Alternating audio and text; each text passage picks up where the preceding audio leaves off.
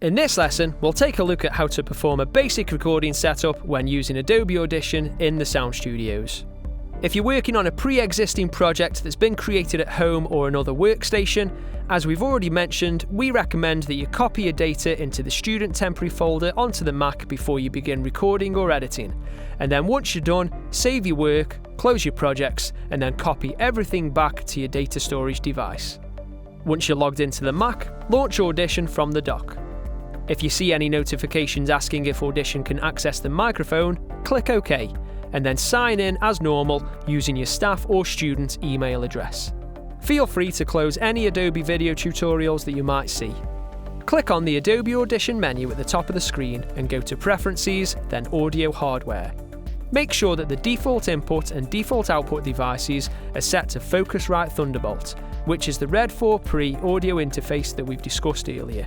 The I/O buffer size is the amount of time it takes between you pressing play or record and then Audition playing the audio back through the speakers or headphones. Small buffer sizes are great for recording, so the talent hears the audio playback instantly, but they are not so good for playing back multiple audio tracks with various effects applied, so you might come across playback errors which sound like clicks and pops. Large buffer sizes are great for editing and mixing, as it gives Audition a little bit more time to process those multiple tracks or different effects. However, a large buffer size isn't so great for recording, as it'll result in latency, which is a delayed signal being sent to the talent's headphones, which can be really off-putting. For recording, I'd recommend 64 samples, and for editing and mixing, I'd go for 2048. You can change this setting midway through a project. Again, just go to the audio hardware preferences and change the I/O buffer size from there. If you're working on a pre-existing project, you should be able to open it at this point. And if you've imported a video into your project, it should automatically appear on the wall-mounted TVs in the control room and live room. If you're creating a new project from scratch, then go to File, New, Multitrack Session. Click on the Templates drop-down box and choose one of the Media Center project templates, depending on if you're outputting in stereo or 5.1 surround sound. Give the project a name and click on Browse to choose where you want to save to. I'd recommend that you save your project in its own master folder, and then you can add additional media content alongside it. Click OK when you're ready. If you need a new audio track for your recordings, set one up by going to the Multitrack menu and then Track, Add Mono Track. Give it a relevant name by double-clicking on the current name in the track header within the multitrack editor.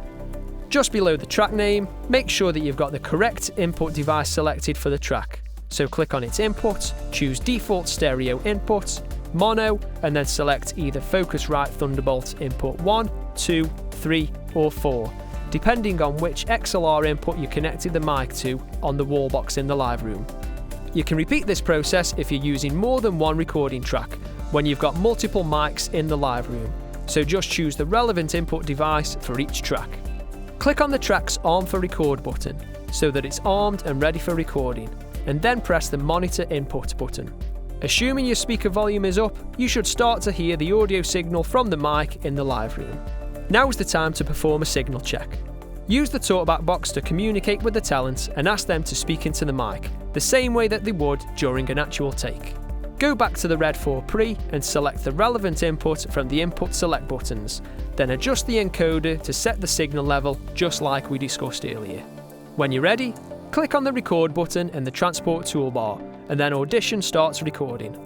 You can of course provide a verbal countdown for your talent before you start recording. Just press the talk button on the talkback unit and count them down from 5, 4, 3, 2, then release the talk button and start recording. Once you've finished, click the Stop button in the Transport toolbar, and then deselect the track's Monitor Input button, followed by Arm for Record. You'll notice that the new clip has inherited its name from the track, followed by _001, 002, and so on, depending on how many times you've recorded on that track. You can then trim the clip if necessary, and then move it to a separate track ready for mixing.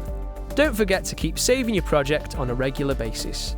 In this lesson, we've looked at how to set up Adobe Audition for recording in the sound studios. Next up, we'll have a look at how to set up and use the Clarity M loudness monitor.